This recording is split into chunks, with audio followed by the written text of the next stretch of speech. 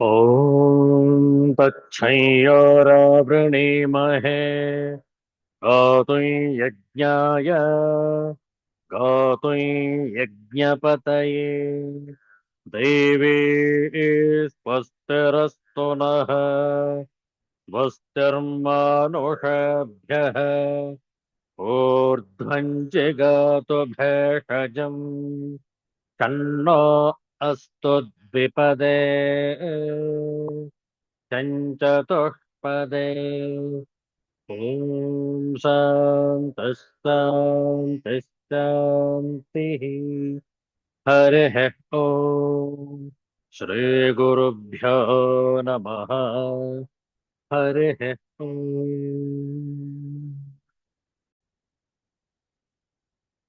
Universal prayer. O hidden light, vibrant in every atom. O hidden light, shining in every creature. O hidden love, embracing all in oneness. May each who feels himself as one with thee know he is also one with every other. Om Shanti, Shanti, Shanti. ಇಂದು ಆದಿತ್ಯವಾಸರ ನಿಜ ಜ್ಯೇಷ್ಠ ಮಾಸದ ಶುದ್ಧ ಚತುರ್ದಶಿ. ಇಂತಹ ಸುಮಧುರವಾದ ಮನೋಹರವಾದ ಭಾನುವಾರದ ಮುಸ್ಸಂಜೆಯಲ್ಲಿ ದೇವತಾರಾಧನೆಯ ಶ್ಲೋಕಗಳ ಪಾರಾಯಣ ಶ್ರದ್ಧೆಯಿಂದ ಆಲಿಸುವಂತವರಾಗಿ ದೇವತಾ ಸ್ತೋತ್ರಗಳು.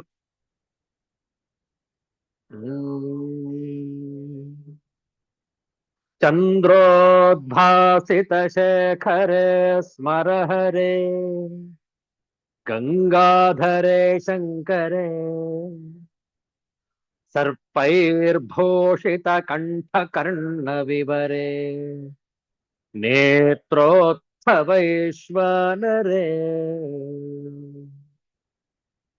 ದಂತಿತ್ವಕೃತ ಸುಂದರಾಂಬರಧರೆ ತ್ರೈಲೋಕ್ಯ ಸಾರೆ ಹರೇ ಮೋಕ್ಷಾರ್ಥಂ ಕುರು ಚಿತ್ತವೃತ್ತಿಮಖಿಲಾಂ ಅನ್ಯೈಸ್ತು ಕಿಂ ಕರ್ಮಭಿಃ ಕಿಂ ವಾನೇನ ಧನೇನ ವಾಜಿಕರಿಭಿಃ ಪ್ರಾಪ್ತೇನ ರಾಜ್ಯೇನ ಕಿಂ ವಾ ಪುತ್ರಕಲತ್ರ ಮಿತ್ರ ಪಶುಭಿಃ ದೇಹೇನ ಗೇಹೇನ ಕಿಂ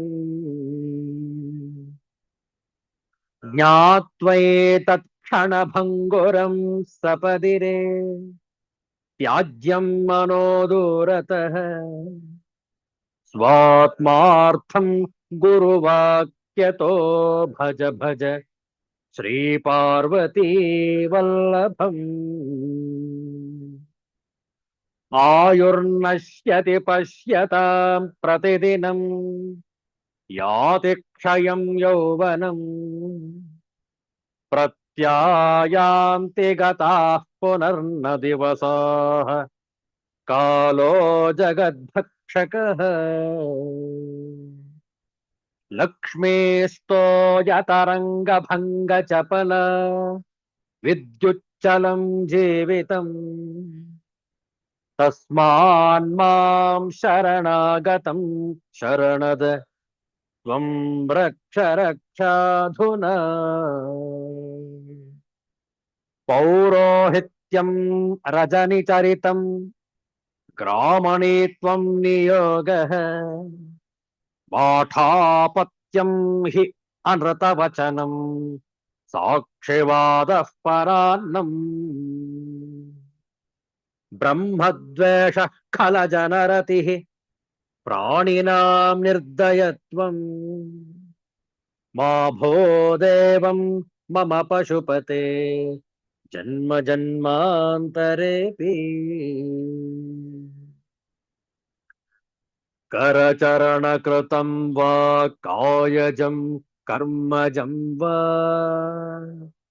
श्रवणनयनजं वा मानसं वापराधम् विहितमविहितं वा सर्वमेतत् क्षमस्व। जय जय करुणाब्धे श्रीमहादेव शम्भो। जय जय करुणाब्धे श्रीमहादेव शम्भो।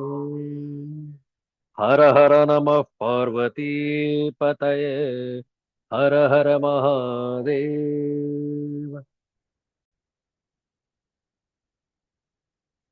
ಶ್ರೀ ಸದ್ಗುರುಗಳ ನಾಮಜಪ ಹೇಳಿಕೊಟ್ಟ ನಂತರ ಪುನರಾವರ್ತನೆ. ಓಂ ದಿಗಂಬರ ದಿಗಂಬರ ಶ್ರೀಪಾದವಲ್ಲಭ ದಿಗಂಬರ.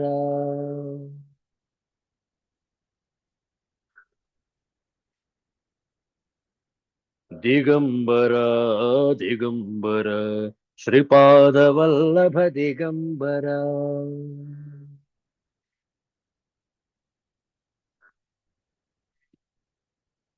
ದಿಗಂಬರ ದಿಗಂಬರ ಶ್ರೀಪಾದವಲ್ಲಭ ದಿಗಂಬರ.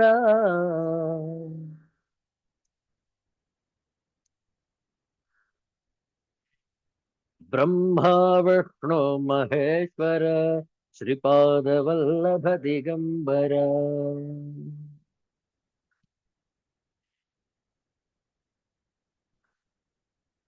ದಿಗಂಬರ ದಿಗಂಬರ ಶ್ರೀಪಾದವಲ್ಲಭ ದಿಗಂಬರ.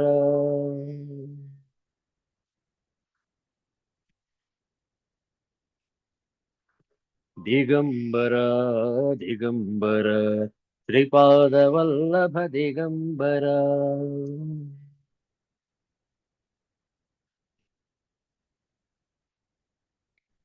ದಿಗಂಬರ ದಿಗಂಬರ ಶ್ರೀಪಾದವಲ್ಲಭ ದಿಗಂಬರ.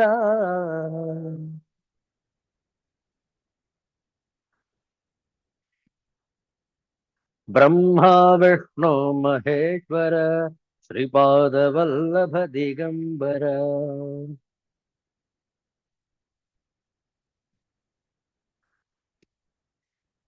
ಶ್ರೀಪಾದವಲ್ಲಭ ದಿಗಂಬರ.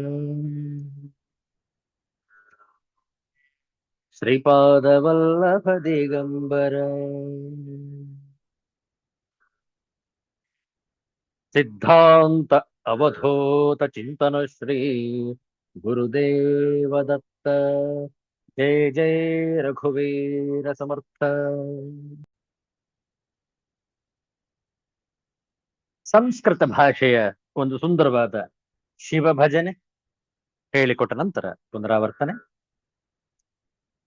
ಓಂ ತ್ರ್ಯಂಬಕಂ ಯಜಾಮಹೇ ಸುಗಂಧಿಂ ಪುಷ್ಟಿವರ್ಧನಂ ಉರ್ವಾರುಕಮಿವ ಬಂಧನಾನ್ ಮೃತ್ಯೋರ್ಮುಕ್ಷೇಯಮಾಮೃತಾತ್.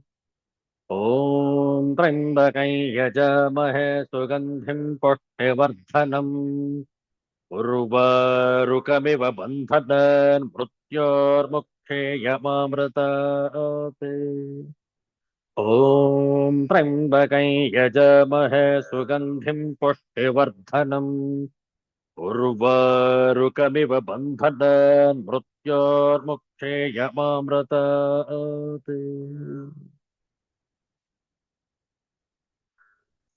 ಹೇ ಶಿವ ಶಂಕರ ನಮಾಮಿ ಶಂಕರ. ಶಿವ ಶಂಕರ ಶಂಭೋ.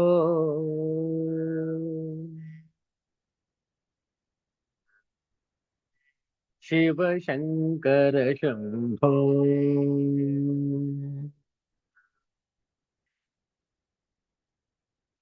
हे गिरिजापति भवानी शंकर.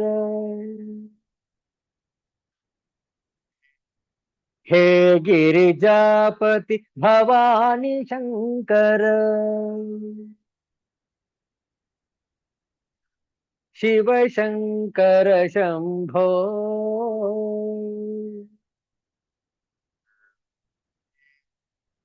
शिव शंकर शंभो।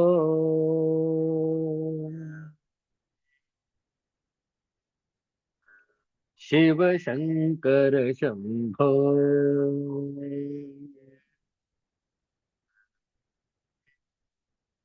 हे शिव शंकर नमामि शंकर। शिव शंकर शंभो।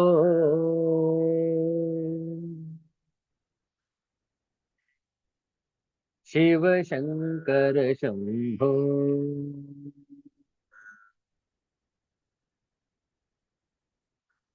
गज चर्मांबर चंद्रकलाधर। गज चर्मांबर चंद्रकलाधर। शिव शंकर शंभो।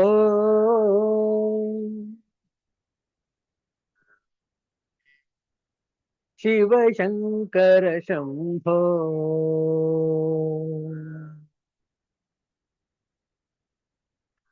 शिव शंकर शंभो।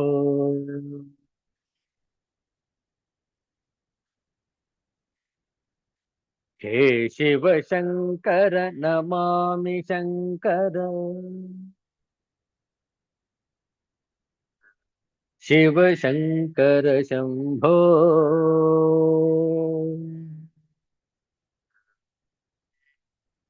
शिव शंकर शंभो।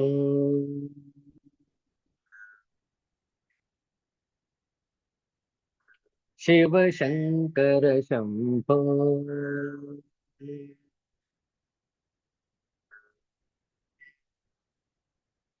सिद्धांत अवधूत चिंतन श्री गुरुदेव दत्त।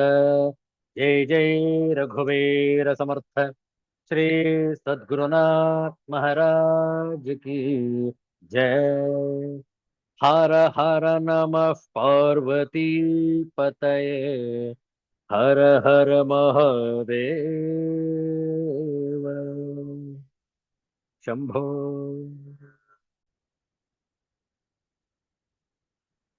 ಶ್ರೀಮದ್ಭಗವದ್ಗೀತೆಯ ಅಷ್ಟಾದಶೋಧ್ಯಾಯ 18ನೇ ಅಧ್ಯಾಯ ಮೊದಲ 2 ಶ್ಲೋಕಗಳ ಪಾರಾಯಣ ಹೇಳಿಕೊಟ್ಟ ನಂತರ ಪುನರಾವರ್ತನೆ. ಓಂ ಶ್ರೀ ಪರಮಾತ್ಮನೇ ನಮಃ.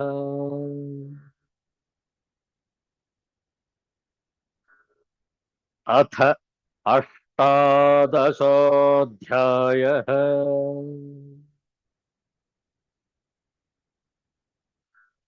ಮೋಕ್ಷ ಸನ್ಯಾಸ ಯೋಗಃ.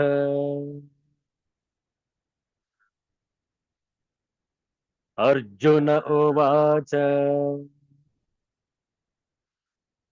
ಸನ್ಯಾಸಸ್ಯ ಮಹಾಬಾಹೋ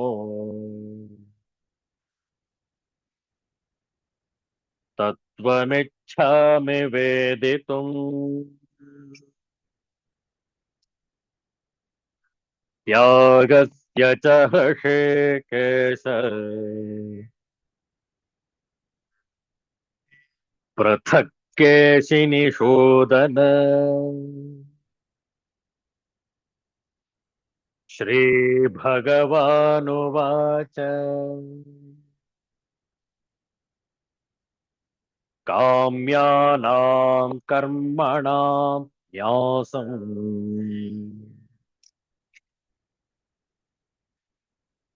सन्न्यासं कवयो विदुः.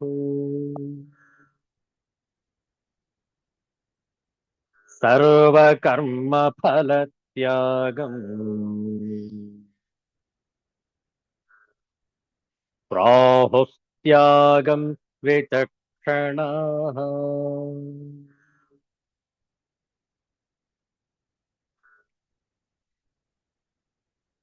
ಶ್ರೀ ಗುರುಭ್ಯೋ ನಮಃ. ಅರ್ಜುನನ ಪ್ರಶ್ನೆ,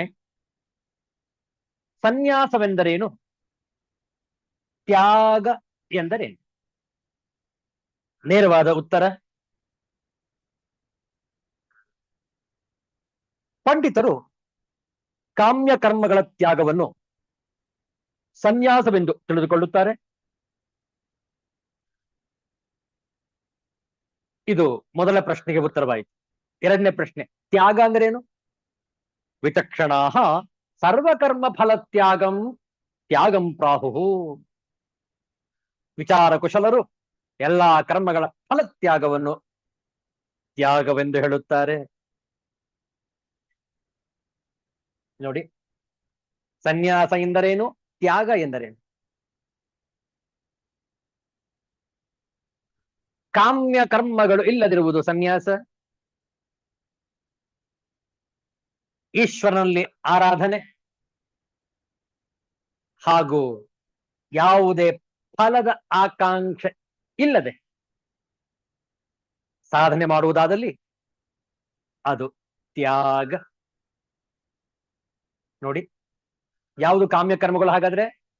ಹೆಂಡತಿ, ಮಕ್ಕಳು ಮತ್ತು ಐಶ್ವರ್ಯಾದಿ ಪ್ರಿಯ ವಸ್ತುಗಳನ್ನು ಪಡೆಯುವ ಸಲುವಾಗಿ ಮತ್ತು ರೋಗ ಸಂಕಟಾದಿಗಳ ನಿವಾರಣೆಗಾಗಿ ಯಾವ ಯಜ್ಞ, ದಾನ, ತಪಸ್ಸು ಮತ್ತು ಉಪಾಸನೆ ಮುಂತಾದ ಕರ್ಮಗಳು ಆಚರಿಸಲ್ಪಡುತ್ತವೆಯೋ ಅವುಗಳೇ ಕಾಮ್ಯ ಕರ್ಮಗಳು. ಇದು ಇಲ್ಲದಿರುವುದೇ ಸನ್ಯಾಸ. ಜಗತ್ತಿನ 99% ಜನ ಕಾಮ್ಯ ಕರ್ಮಗಳನ್ನು ಇಟ್ಟುಕೊಂಡಿರುವವರೇ ಹೆಚ್ಚು. ಹೌದಲ್ಲ? ಯಾವುದೋ ಕೌಟುಂಬಿಕ ಸಮಸ್ಯೆ, ಯಾವುದೋ ಆರೋಗ್ಯದ ಸಮಸ್ಯೆ, ಇದು ಸರಿ ಹೋಗಬೇಕು ಅನ್ನುವ ನಿಟ್ಟಿನಲ್ಲಿ ಅವರ ಎಲ್ಲ ಸಾಧನೆಗಳು ಇರುವುದು. ಹೌದಲ್ಲ? ಯಜ್ಞವಾಗಲಿ, ದಾನವಾಗಲಿ, ಧರ್ಮವಾಗಲಿ, ತಪಸ್ಸಾಗಲಿ, ಉಪಾಸನೆಯಾಗಲಿ, ಆರಾಧನೆಯಾಗಲಿ, ಪೂಜೆಯಾಗಲಿ ಎಲ್ಲವೂ ಕೂಡ ತಮ್ಮ ಇಷ್ಟಾರ್ಥಗಳನ್ನು ನೆರವೇರಿಸಿಕೊಳ್ಳುವುದಕ್ಕಾಗಿಯೇ ಇರುವುದೇ ಹೊರತು ಭಗವದರ್ಪಣ ಬುದ್ಧಿಯಿಂದ ಭಗವಂತನ ಸಾಕ್ಷಾತ್ಕಾರ ಕೇಳದಿರುವುದೇ ಕಾಮ್ಯ ಕರ್ಮಗಳು. ವಿಚಾರ ಮಾಡಿ. ಜಗತ್ತಿನಲ್ಲಿ ಅಧಿಕಾಂಶ ಜನ ಈ ರೀತಿ ಇರುವವರೇ. ಕೇವಲ ಈ ಶರೀರಕ್ಕೆ ಸೋತು ಈ ಶರೀರವನ್ನು, ಈ ಮನಸ್ಸನ್ನು ತೃಪ್ತಿಪಡಿಸುವ ಸಲುವಾಗಿ ಮಾಡುವಂತಹ ಕರ್ಮಗಳೇ ಕಾಮ್ಯ ಕರ್ಮಗಳು. ಇದು ಇಲ್ಲದಿರುವುದೇ ಸನ್ಯಾಸ. ಸರ್ವ ಕರ್ಮಗಳ ಫಲದ ತ್ಯಾಗವೇ ತ್ಯಾಗ ಎಂದು ಹೆಸರು. ಮಿಕ್ಕಿದೆಲ್ಲವೂ ಕೂಡ ಕಾಮ್ಯ ಕರ್ಮಗಳ. ಯಾವಾಗ ಫಲದಲ್ಲಿ ಆಸಕ್ತಿ ಇರುವುದಿಲ್ಲ, ಕೇವಲ ತಮ್ಮ ಅಧಿಕಾರವಾದಂತಹ ಕರ್ಮಗಳನ್ನು ಮಾತ್ರ ಭಗವದರ್ಪಣ ಬುದ್ಧಿಯಿಂದ ಮಾಡುವಂಥದ್ದೇ ನಿಜವಾದ ತ್ಯಾಗದ ಜೀವನ. ನೋಡಿ, ಹಿಂದಿ ಭಾಷೆಯಲ್ಲಿ ಸೊಗಸಾಗಿ ತಿಳಿಸಿದ್ದಾರೆ ಇಲ್ಲಿ ವ್ಯಾಖ್ಯಾನಕಾರರು. ಅದನ್ನು ಒಮ್ಮೆ ನೋಡುವ. ಶ್ರೀ ಭಗವಾನುವಾಚ ಕಾಮ್ಯಾನಾಂ ಕರ್ಮಣಾಂ ನ್ಯಾಸಂ ಸನ್ಯಾಸಂ ಕವಯೋ ವಿದುಃ सर्वकर्म फल त्यागम प्राहु त्यागम विचक्षणा। भगवान ने कहा भौतिक इच्छा पर आधारित कर्मों के परित्याग को विद्वान लोग संन्यास कहते हैं और समस्त कर्मों के फल त्याग को बुद्धिमान लोग त्याग कहते हैं। The Supreme Lord said to give up the results of all activities is called renunciation, त्याग by the wise, and that state is called the renounced order of life, sannyasa by great learned men.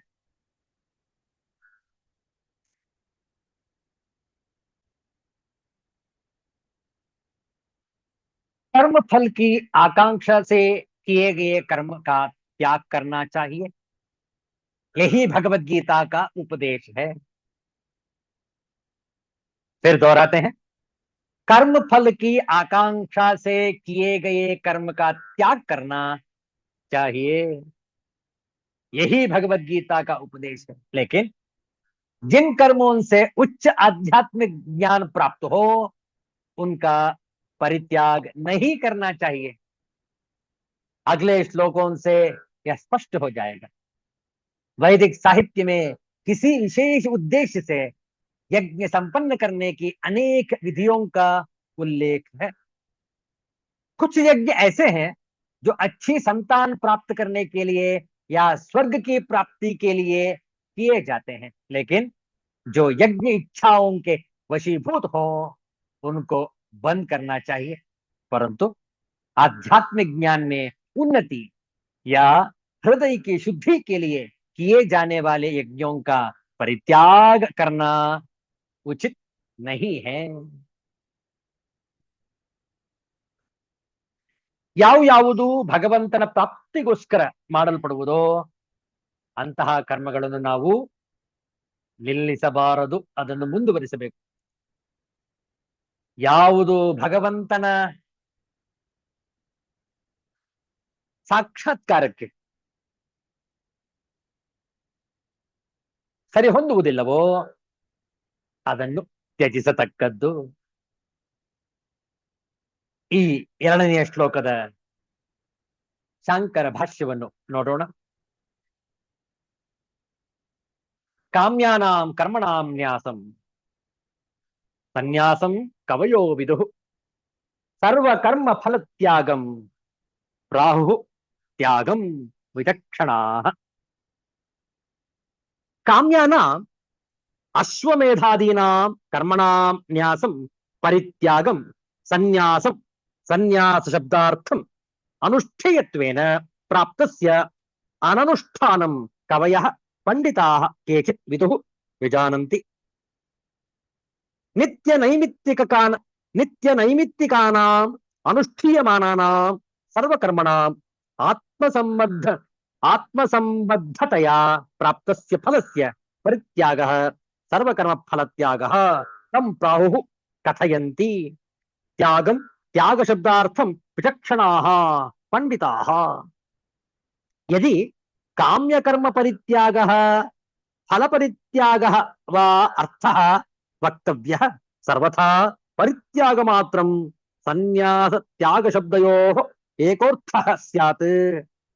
न घटपट शब्दाविव जात्यंतर भूतार्थौ.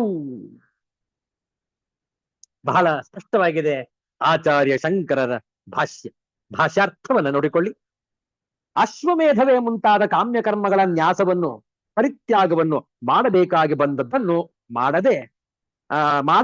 ಬಂದದ್ದನ್ನು ಮಾಡದೇ ಇರುವುದನ್ನು ಸನ್ಯಾಸ ಶಬ್ದಾರ್ಥವೆಂದು ಕವಿಗಳು, ಕೆಲವರು ಪಂಡಿತರು ತಿಳಿಯುವರು, ಹೀಗೆಂದು ಅರಿತಿರುವರು. ಆಚರಿಸುವ ನಿತ್ಯ ನೈಮಿತ್ತಿಕ ರೂಪವಾದ ಸರ್ವಕರ್ಮಗಳಿಗೂ ತನಗೆ ಸಂಬಂಧಪಟ್ಟು ಬಂದೊದಗಿದ ಫಲವನ್ನು ಬಿಡುವುದೇ ಸರ್ವಕರ್ಮ ಫಲತ್ಯಾಗವು. ಅದನ್ನು ವಿಚಕ್ಷಣರು ಪಂಡಿತರು ತ್ಯಾಗ ಶಬ್ದಾರ್ಥವೆಂದು ಹೇಳುತ್ತಾರೆ. ಕಾಮ್ಯ ಕರ್ಮ ಪರಿತ್ಯಾಗವೆಂದು ಅರ್ಥವನ್ನು ಹೇಳಿದರು, ಫಲ ಪರಿತ್ಯಾಗವೆಂದು ಅರ್ಥವನ್ನು ಹೇಳಿದರು. ಹೇಗೋ ಸನ್ಯಾಸ ತ್ಯಾಗ ಎಂಬ ಮಾತುಗಳಿಗೆ ಬಿಡುವುದೆಂಬುದೊಂದೇ ಅರ್ಥವಾಗುವುದೇ ಹೊರತು ಇವು ಘಟಪಟ ಶಬ್ದಗಳಂತೆ ಬೇರೆ ಬೇರೆಯ ಅರ್ಥಗಳುಳ್ಳ ಶಬ್ದಗಳಲ್ಲ.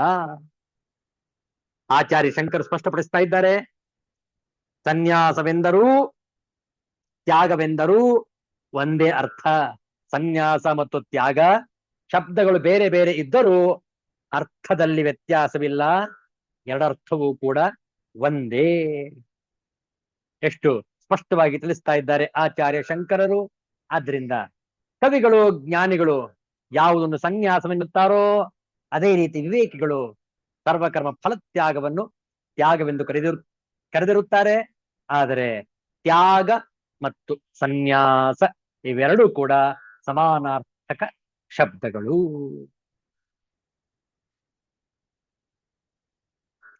ನೋಡುವ ಡಾಕ್ಟರ್ ಡಿ.ವಿ. ಗುಂಡಪ್ಪನವರ ಒಂದು ಮುಕ್ತಕ 617.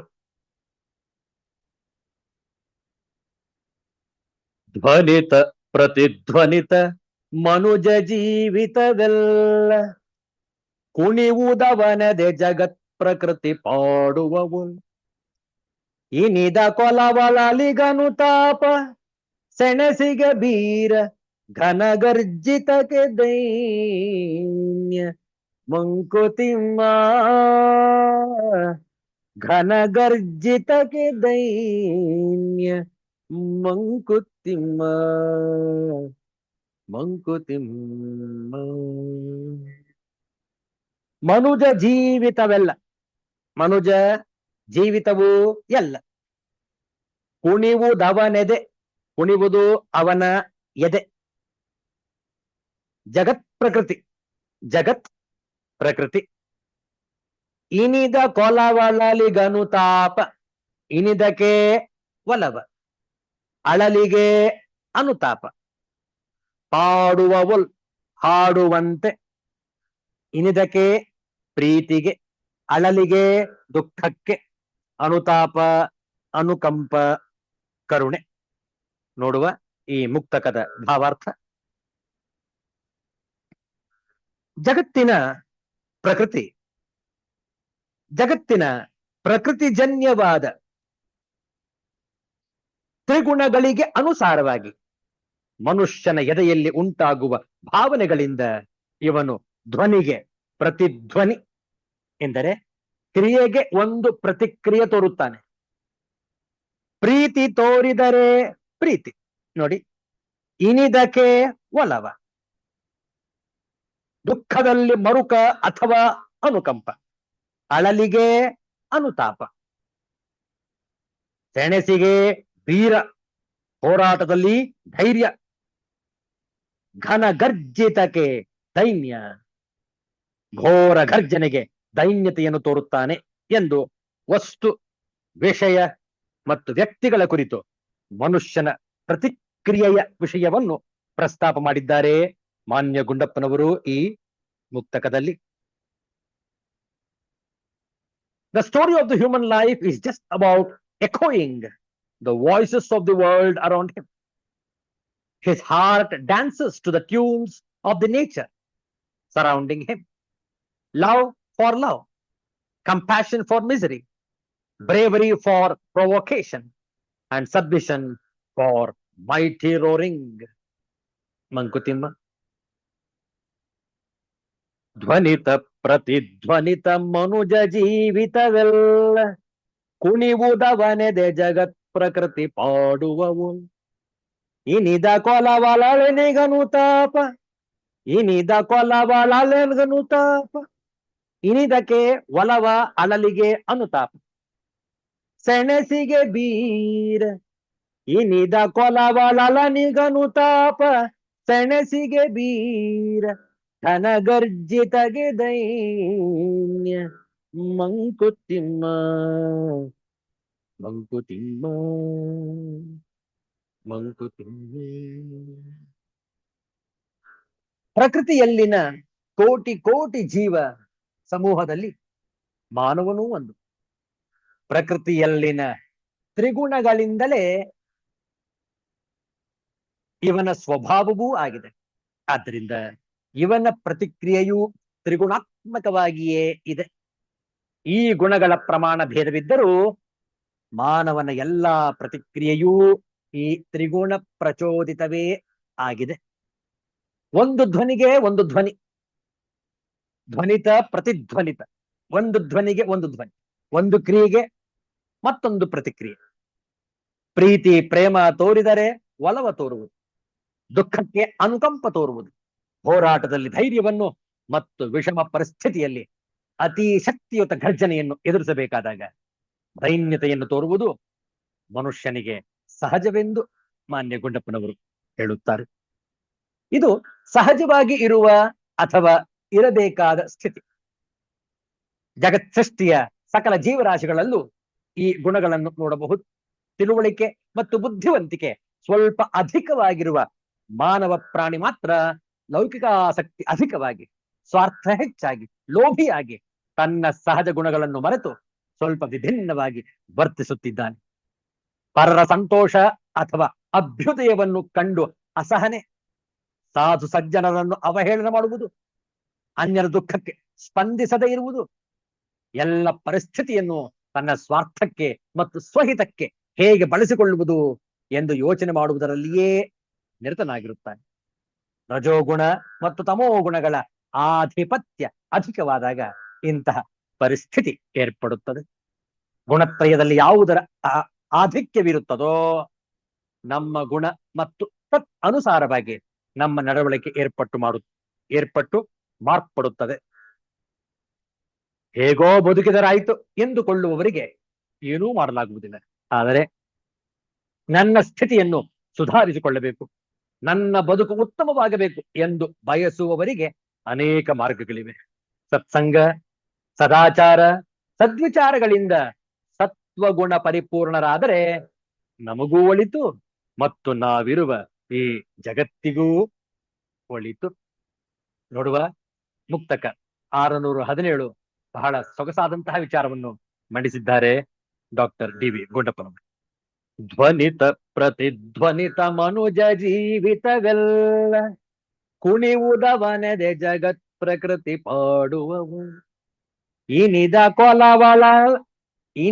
ಕೊಲವಳಲಿಗನು ತಾಪ, ಇನಿದ ಕೊಲವಳಲಿಗನು ತಾಪ ಸೆಣಸಿಗೆ ಬೀರ ಘನಗರ್ಜಿತಗಿದು ಮಂಕುತಿಮ್ಮ